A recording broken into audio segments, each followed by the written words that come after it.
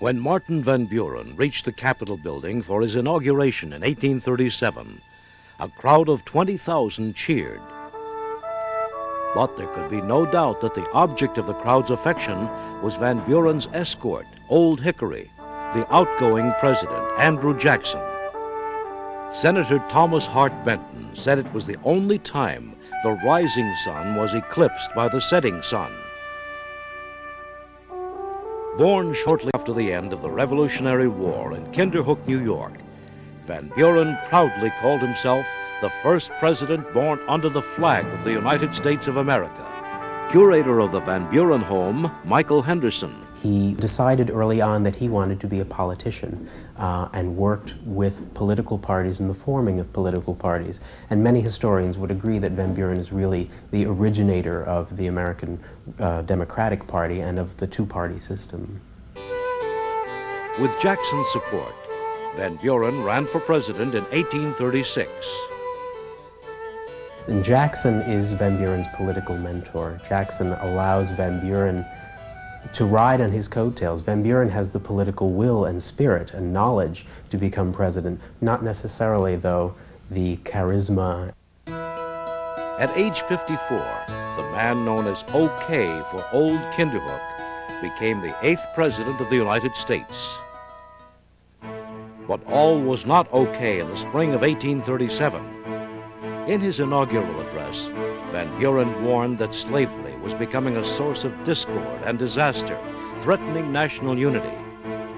And Andrew Jackson's economic policies had led to financial panic. The nation was heading into the worst economic depression in its history. In Massachusetts, educator Mary Lyon broke new ground by establishing Mount Holyoke Seminary, an institute of higher learning for women. Many scoffed. Miss Lyon reassured benefactors, saying educated women would make better wives and homemakers. Discussion over a woman's role in American society was raised to a new level. A firm believer in the Jeffersonian principle of limited government, President Van Buren did little while thousands suffered.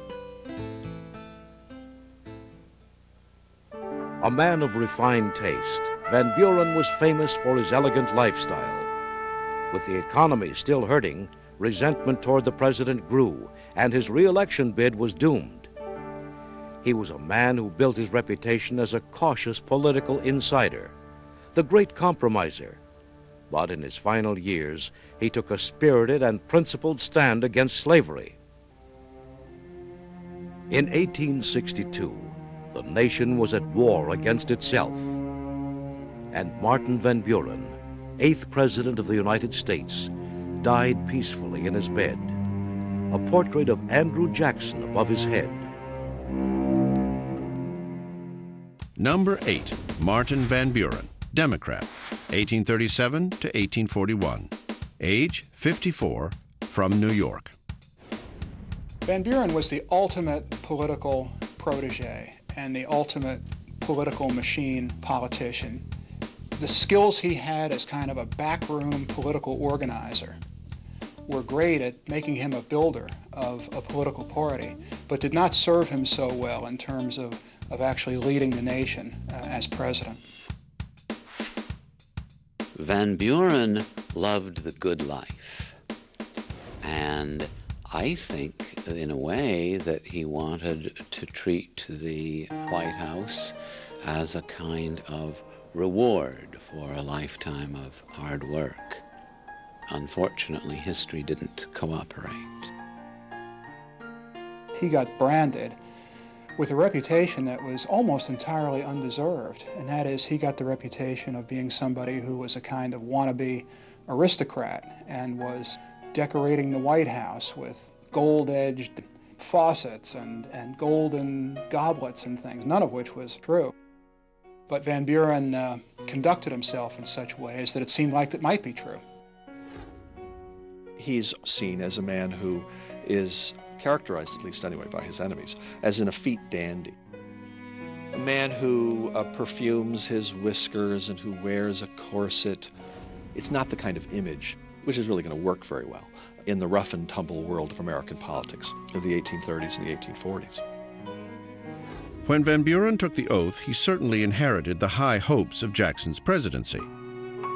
But he also inherited the financial ruins of Jackson's bank war.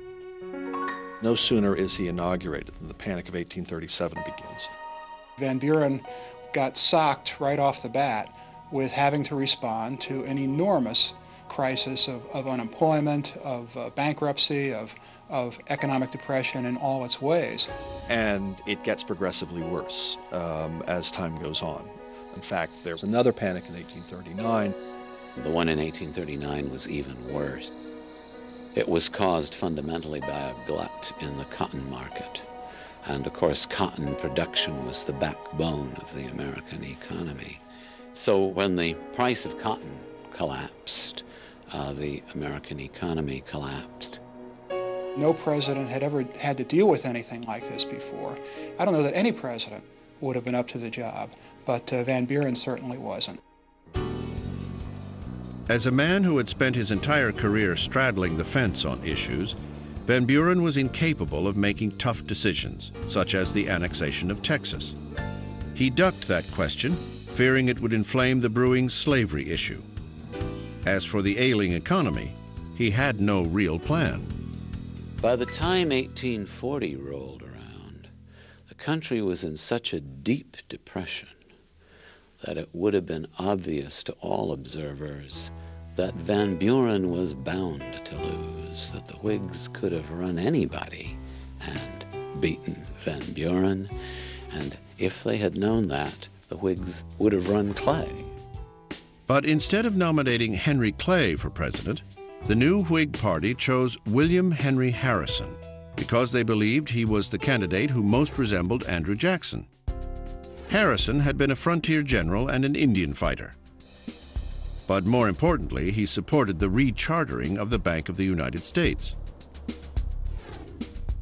The election of 1840 was a flamboyant affair, the first presidential campaign to feature open public rallies, songs, and slogans. They would roll out the cider barrel when Van Buren's people would start to speak, as well as the image of the log cabin, and with chants of, Van, Van, he's a used-up man. They called Van Buren Martin Van Ruin. In contrast, William Henry Harrison was touted by his old war nickname, which he got while fighting Indians at the Battle of Tippecanoe. Tippecanoe and Tyler too was the slogan. John Tyler, of course, was Harrison's running mate. One of the great symbols of the campaign of 1840 is the log cabin.